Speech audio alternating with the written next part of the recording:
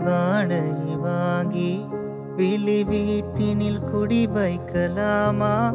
நான் வாழும் வீட்டுக்குள் வேறாரு வந்தாலே தகுமா? தேன்மலை தேக்குக்கு நீதான் உந்தன் தோள்களிடம் தரலாமா? நான் சாயும் தோல் மேல் வேறாரும் சாய்ந்தாலே தகுமா?